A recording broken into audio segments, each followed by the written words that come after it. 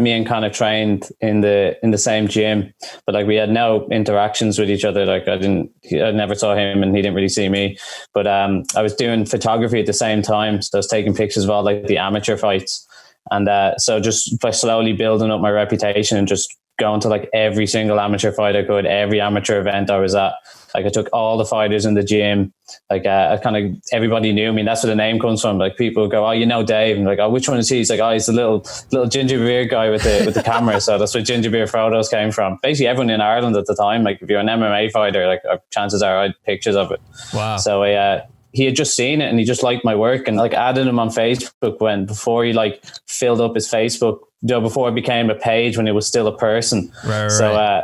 So my message went through to him. So it was shout out Facebook Messenger. He had eventually seen the pictures and just wrote back to me and just said, hey, come down to the gym for a week of training and we'll see how we get on. And that was like probably 4 years ago now. Damn. And I've kind of been with him ever since. So what was like your approach to, you're getting in, you get to go to the gym, obviously he's training and you're able to start doing a lot more photo work for him. What was some of the ways you were able to kind of build the relationship and like the trust with him so that he could like count on you to be that guy for him? Yeah, so I just took it like kind of like what it was. It's like, this is a huge opportunity to me, but I just treated it like I did with any job.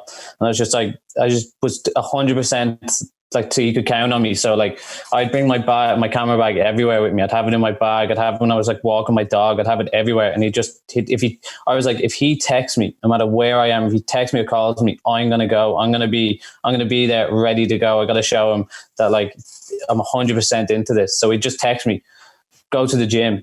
And I'd be like, I wouldn't even text him back, and I'd just say, okay. And it doesn't matter where I was. I knew I'd have my stuff on me and I'd be at the gym.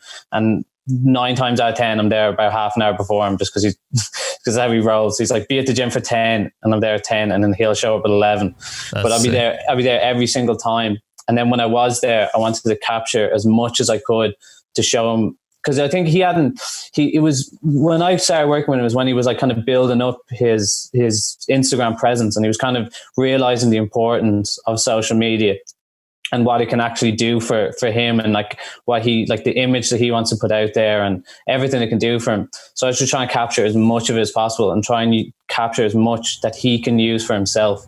So that was just my game plan behind it, was just do as much as I can, show him what we can do with this, why it's important to have a photographer, and what we can build together. At the time, what was like your job? Like, how were you creating income? Because obviously, like you said, it could just be at the spur of a moment, you're getting a text, be at the gym, and you could be at the gym for 10 hours. So were you working other jobs, or were you doing photography and like video work as a way to make income, or what were you doing? I was working as a photographer. I was working freelance, and I was working in like a family studio, taking pictures of like, like you go to get like your graduation pictures or your baby pictures. So right. I was doing that, like just a way to make a living. Like I didn't want to do it like worst job ever, but that's what I was doing to make a living.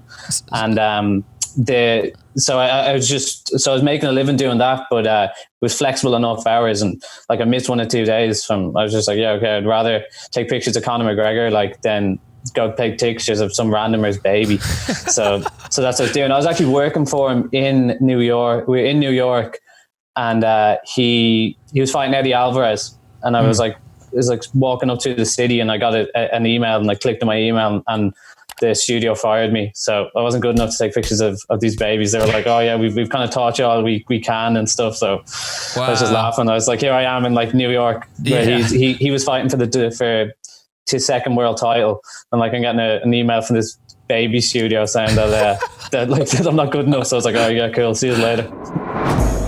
Thanks for listening to this clip. Make sure to listen to the full interview, which is available on Apple Podcasts, Spotify, YouTube, and wherever else you listen to podcasts. Hit the subscribe button for more highlights, and join our Black with No Cream private community for creators. Links in the description.